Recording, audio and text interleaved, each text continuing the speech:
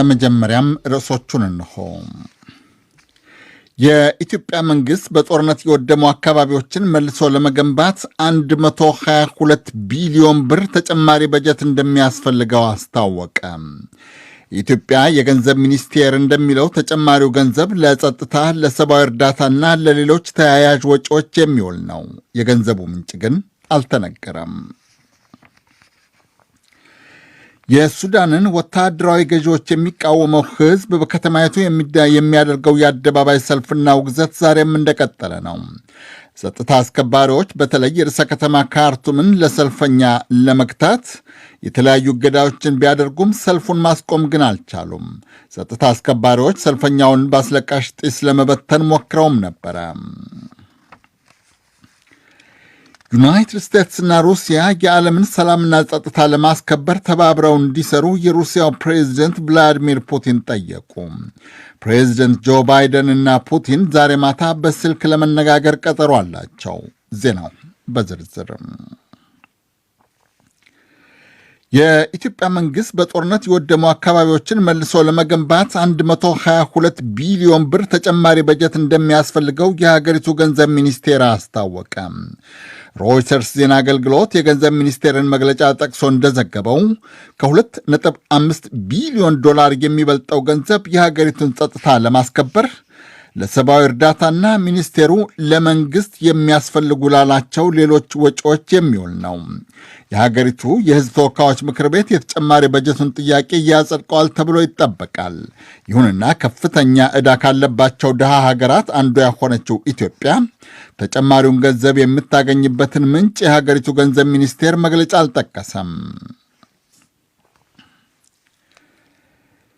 የኢትዮጵያ መንግሥት ጦርና የአማራ ክልል ኃይላት ከሕዝባዊ ወያኔ ሓርነት ትግራይ ህወሓት ታጣቂዎች ጋር ውጊያ በገጠሙባቸው የሰሜን ወሎና ሰሜን ሸዋ ዞን የተጎዱ የጤና ተቋማትን የደቡብ ኢትዮጵያና የሲዳማ ክልሎች ሊጠግኑ ነው። የሁለቱ ክልሎች ባለሥልጣናት በየፊናቸው እንዳሉት በሁለቱ ዞኖች በተደረገው ጦርነት የተጎዱ 35 የጤና ተቋማትን ለመጠገን የደረሰውን ጉዳት መጠን አስጠንተው አብቅተዋል።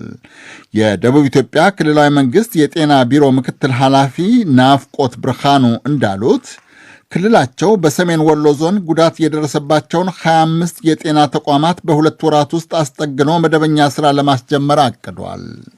አንደኛ በሁለት ሳምንት ውስጥ የድንገተኛ አገልግሎትና የወሊድ አገልግሎት እንዲመለስ ነው። በሚቀጥለው ደግሞ 2 ሳምንት በአንድ ወር ጊዜ ማለት ነው የተመላላሽ የፋሚሊ ፕላኒንግ፣ የክትባት እነዚህ መድኃኒት ያቋረጡ ሰዎች የሚመለሱበት እነዛን አድርገን በ2 ወር ውስጥ ደግሞ ሙሉ አገልግሎት መስጠት የሚያስችል ደረጃ እንመልሳለን ብለን ነው የምናስበው። የሲዳማ ዞን ለመጠገን ያቀደው ደግሞ ሰሜን ሸዋ ውስጥ ከተጎዱ የጤና ተቋማት 10ን ነው። የሲዳማ የጤና ቢሮ የሕዝብ ግንኙነት ኃላፊ ደስታ ዶጊሶ እንዳሉት መስተዳድራቸው ለየጤና ተቋማቱ ከመድኃኒት እስከ ግንባታ ጥገና የሚደርስ ድጋፍ ያደርጋል። በመድኃኒት ሊሆን ይችላል፣ እንደገና መልሶ መገንባት ሊሆን ይችላል። እንደዚሁም ደግሞ ግንባታው ሙሉ ለሙሉ ያልፈረሰባቸውን ደግሞ ጠግኖ ለስራ እንዲበቁ የማድረግ ጉዳይም ጭምር ሊኖር ይችላል እና በ3 ደረጃ የሚወሰዱ ድጋፎች ናቸው ሊሆኑ የሚችሉት። ሁለቱ ክልሎች የጤና ተቋማቱን ለማስጠገን የሚያወጡትን የገንዘብ መጠንና ምንጩን በሸዋንግዛው ወጋየሁ በኩል የደረሰን ዘገባ አልጠቀሰም። ህወሓት ይቆጣጠራቸው በነበሩ በአማራ ክልል ከተሞችና አካባቢዎች ከ270 ቢሊዮን የሚበልጥ ብር የተገመተ የመሠረተ ልማት አውታር መውደሙን የክልሉ ባለሥልጣናት ከዚህ ቀደም አስታውቀው ነበረ።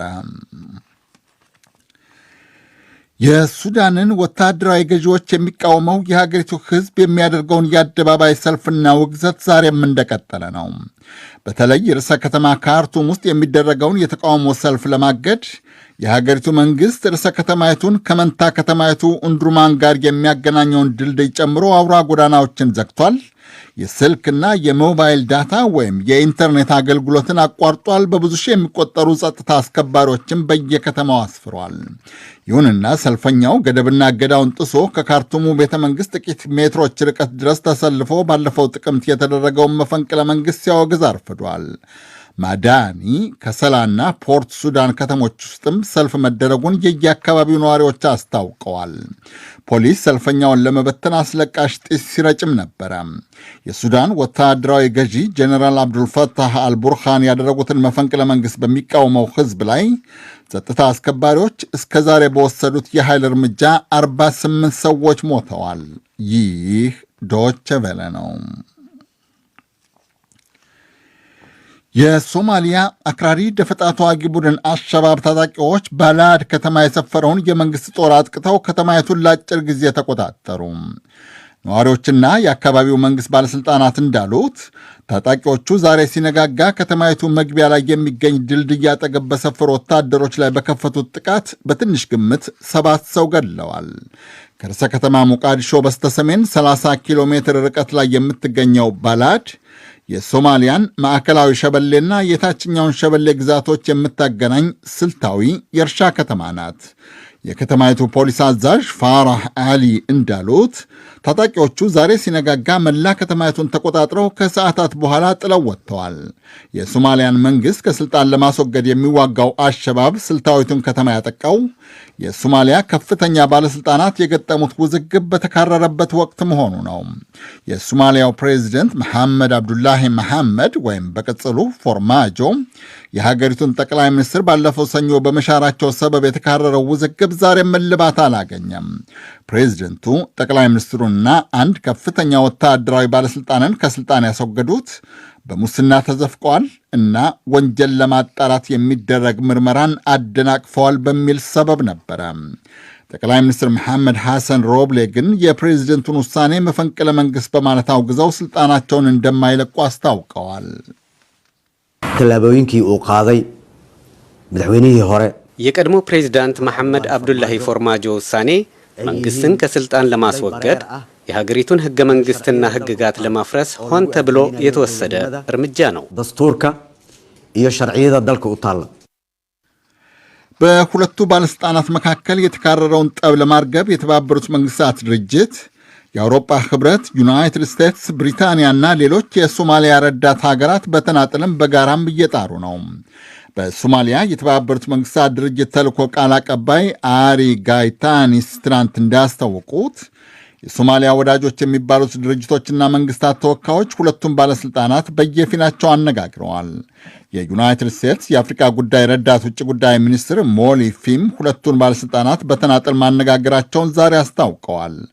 ከዳሮድ ንዑስ ጎሳ መሬሃን የሚወለዱት ፎርማጆና የሐውያ ጎሳ አባሉ ሮብሌ የገጠሙት ጠብ የጎሳ መልክና ባህሪ ተላብሶ ጠመንጃ እንዳያማዝስ ብዙዎች ይሰጋሉ።